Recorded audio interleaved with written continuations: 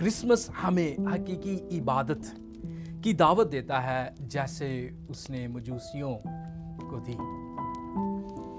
आपने अजीम तरीन हुक्म तो सुना होगा कि अपने सारे दिल से, अपनी सारी जान से, अपनी सारी अक्ल और अपनी सारी ताकत से खुदावन से मोहब्बत रखें। ये इबादत की सबसे आला शक्ल है और क्रिसमस हमें इसी आला इबादत का नमूना देता है। आए एक लम्हा के लिए खामोश हो जाएं, दिल की आंखें खोलें, क्योंकि आज की रात आसमान फिर से सरगोशी करता है। तसव्वुर करें, 3 मजूसी हजारों मील का सफर करते हैं, एक रोशन सितारे के पीछे चलते हैं जो उन्हें हकीकी बादशाह के हुजूर ले जाएगा। जरा सोचें, क्या वो जानते थे कि उनके रास्ते में कितने खतरात आएंगे? क्या उन्होंने सोचा था कि वो जब जाएंगे तो अपने घर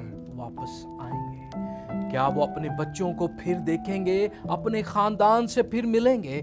क्या उन्होंने सोचा था कि जिस बादशाह को वो सजदा करने जा रहे हैं वो उन्हें कबूल करेगा या नहीं? वो फिर भी अपने दिल की प्यास बुझाने के लिए, अपने रूह को खुश और शादमान करने के लिए वो चल दिए। यही क्रिसमस की खूबसूरती है। ये हमें याद दिलाती है कि हकीकी इबादत सिर्फ देखने या महसूस या जज्बात का नाम नहीं, बल्कि बादशाह जो पैदा हुआ है ऐसी ही इबादत का मुस्तहिक है। ये बादशाह कोई आम नहीं।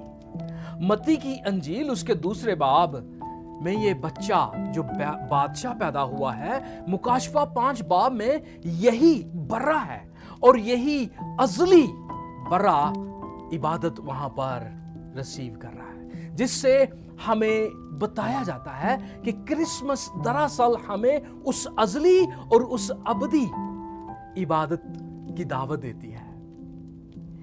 यीशु जब अपने शागिर्दों को दावत देते हैं तो वो इसी किस्म की इबादत की दावत देते हैं। वो कहते हैं, अगर कोई मेरे पीछे आना चाहे तो अपनी खुदी का इनकार करे और अपनी सलीब उठाए और मेरे पीछे हो ले।